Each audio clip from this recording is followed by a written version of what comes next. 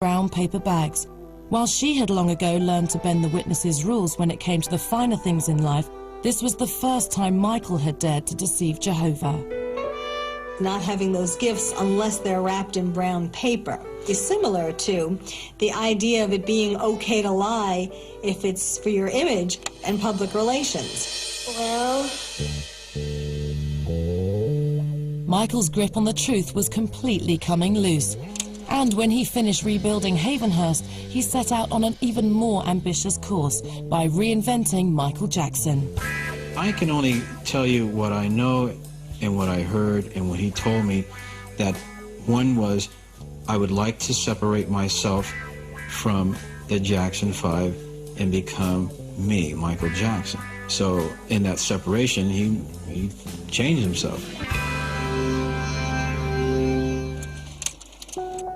He had a song called Man in the Mirror, Change, and that's what he tried to do. He tried to change. He tried to change what he saw in the mirror, because he obviously didn't like himself, even though he was a big star.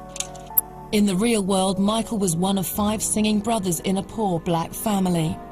But in the lie he told himself, he was Peter Pan, an androgynous orphan from a lily-white fairyland.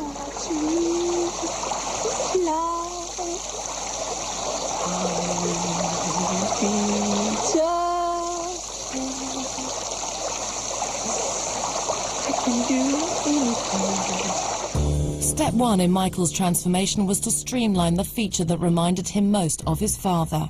I actually saw the brother sort of ribbing him about his nose, and he used to call him Big Nose, and I asked Joe about it. What about Michael's nose? And Joe said, you know, he's got a great nose. His nose is just like mine, and he should be proud of his nose. After claiming that he broke his nose in an onstage fall, Michael spent the early 1980s chipping away at the link to his father. I saw really fine stitches on the sides of his nose. You're saying you've only ever had one piece of surgery on your nose? 2. You've had 2? As I can remember. As his face took on an elfin shape, Michael's skin also got lighter in tone.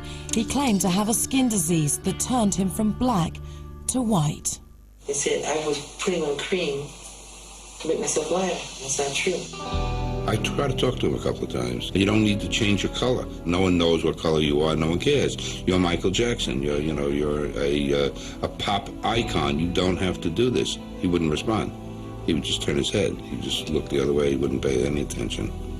And while his singing voice was always high, his speaking tone suddenly became a childish whisper. The Michael that I've always heard had, you know, a fairly deep speaking tone. Can we try it just one more time? Then we'll take it from the top.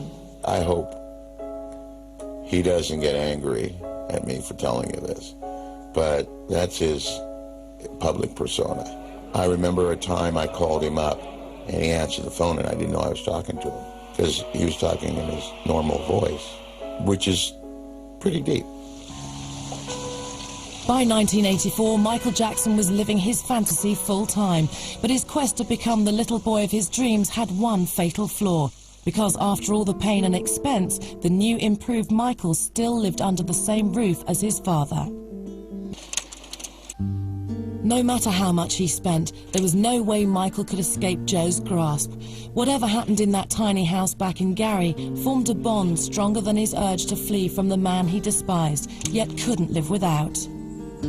Children who have been abused, because they don't want to believe that they weren't loved by their abuser, they make up all these excuses. Well, this person was really showing me love. But he's a genius. The man is a genius. At the same time, he was a genius. He really is. But Michael, he injured you when you were a child. Yeah, but look what came out of it.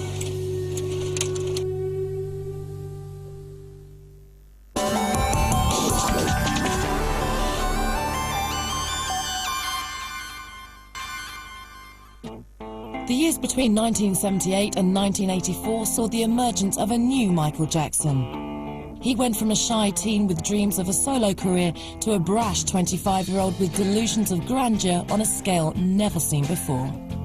From the ashes of kid star Michael came this different Michael. I could not have a conversation with him which did not revolve around Michael Jackson and his records and his shows and how wonderful he was. Michael's millions had allowed him to rewrite his history and reinvent himself, but behind the shades and sequin glove, he was still a lonely soul. Michael's options for companionship were few. As a boy, he was scarred by his abusive father's infidelity and scared celibate by the Jehovah's Witnesses. And if he were gay, both his heavenly father and his earthly mother would never allow it. Homosexuality is strictly forbidden within the church. There's no coming out. It's not accepted, and you can't do it, and you got to be celibate. No, he's